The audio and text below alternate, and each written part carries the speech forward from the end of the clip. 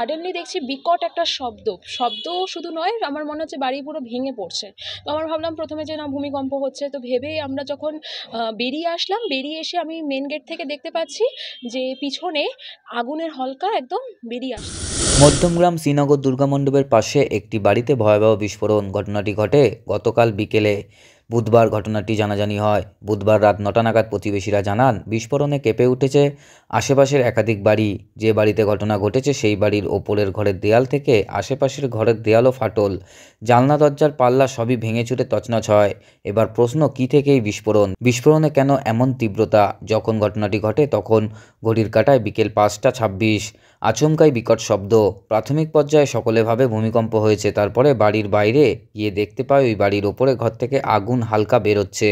খবর দেওয়া হয় দমকল দপ্তর ও মধ্যমগ্রাম থানায়। দমকল এসে আগুন নিয়ন্ত্রণে আনে। তবে গোটা বাড়িটি বিশেষ করে ওপরের তলা তছনছ হয়েছে। আহত হয়েছে ৩ জন, যার মধ্যে একজনের অবস্থা আশঙ্কাজনক। আহত বয়স্ক মহিলার নাম রানু পাল। তার শরীরে বেশ কিছু অংশ আগুনে পুড়ে যায়। বাকি ২ আহতদের প্রাথমিক চিকিৎসা করে ছেড়ে দেওয়া হয়। ওপরে যে ঘরে এই বিস্ফোরণ ঘটে সেই ঘরে ২ জন বৃদ্ধা থাকতেন, যার মধ্যে একজন বারাসাত হাসপাতালে চিকিৎসাধীন। পাশের ঘরের দেয়াল ভেঙে পড়ে ওই ঘরের মহিলার গায়ে। এই বাড়িতে মোট ৬টি ঘরভাড়া আছে। মালিকদের বাড়ি দমদমে বলে জানা যায়। বিস্ফোরণে সিলিন্ডার ফেটে প্রাথমিক অনুমান করা হলেও স্থানীয় ভাড়াটেরা জানায় ওই ঘরের সিলিন্ডার অক্ষত অবস্থায় উদ্ধার হয়, দমকল দপ্তর উদ্ধার করে। তাহলে প্রশ্ন, কী ছিল ওই ঘরে যা থেকে এমন ভয়াবহ বিস্ফোরণ? কেউ বলতে পারছে না। গোটা ঘটনার তদন্তে নেমেছে মধ্যমগ্রাম থানার পুলিশ। তদন্তে আসতে পারে ফরেনসিক টিমও। এলাকায় পুলিশি টহল চলছে। আশেপাশের সকলেই এই ঘটনায় আতঙ্কিত। এখন সেই বিস্ফোরণের ট্রমা কাটিয়ে উঠতে পারছে না অনেকেই। ৫টা ২২ বাজে, তো তখন আমি পড়ানোর জন্য বেরাচ্ছিলাম। তো সাডেনলি দেখছি বিকট একটা শব্দ শুধু নয়, আমার মনে হচ্ছে বাড়ি পুরো ভেঙে পড়ছে। তো আমার ভাবলাম প্রথমে যে না ভূমিকম্প হচ্ছে, তো ভেবেই আমরা যখন বেরিয়ে আসলাম, বেরিয়ে এসে আমি মেন গেট থেকে দেখতে পাচ্ছি যে পিছনে আগুনের হলকা একদম বেরিয়ে আসছে। আর তো তখন একদম আমরা ক্লুলেস হয়ে গেছি যে কী হলো। তো তারপরে চিৎকার শুনছি যে না বাঁচান বাঁচান বাঁচান।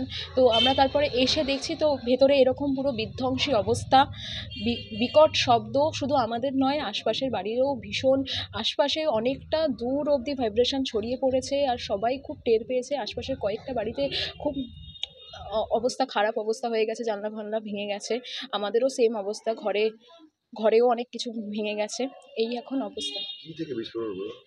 কী থেকে বিস্ফোরণ হলো আমাদের কোনো আইডিয়া নেই দেখুন। আর প্রথমে তো আমরা ভেবেছিলাম সিলিন্ডারের কথা, এখন সেটাও বলা যাচ্ছে না কী হয়েছে। তদন্তকারীরা আসবে, এসে জানাবে যে কী হয়েছে, তারপরে আমরা বুঝতে পারবো। আমরাও সত্যিই খুব আতঙ্কিত হয়ে গেছি যে একটা বাড়ির মতো। অ্যাকচুয়ালি যেই ঘরে হয়েছে সেই ঘরে ২জন এজেড কাপল থাকতো। তো তাদের মধ্যে তো একজন খুব গুরুতর আহত হয়ে এখন বারাসত হসপিটালে অ্যাডমিট আছে। তো তারাই থাকতো ২জনে, তারাই তো ছিল। এবার এখন আমরা বুঝতে পারছি না যে কী হয়েছে না হয়েছে, শুধু আমরা শব্দ পেয়েছি আর তারপরে দেখছি চারিদিকে পুরো ধ্বংসস্তূপ হয়ে রয়েছে। আর তারপরে আগুনের হলকাও দেখতে পেয়েছি। এটা কোন জায়গা? কোনটা বলতে? এটা কোন জায়গা? এটা হচ্ছে শ্রীনগর দুর্গা মণ্ডপ, মধ্যমগ্রাম। বলছি টোটাল কজন আহত হয়েছে? আহত হয়েছেন ৩জন, ২জনের অতটা গুরুতর হয়নি আর একজন গুরুতর আহত। আপনারা নিচে থাকেন? আমি নিচে থাকি।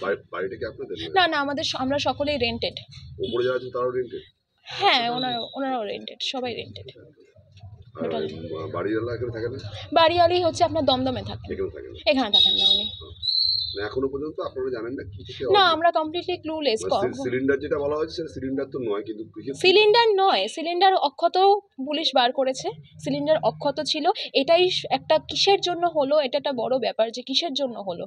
আমরাও এটা জানতে চাই যে না কিসের জন্য হলো। আপনারা থাকেন দেখেন তো একটা আতঙ্ক ছড়াচ্ছে না? আমরাও প্রচন্ড ট্রমাটাইজড হয়ে গিয়েছি, ভীষণভাবে ট্রমাটাইজড হয়ে গিয়েছি। আমাদের নিজেদেরই এখন মনের অবস্থা ভালো না।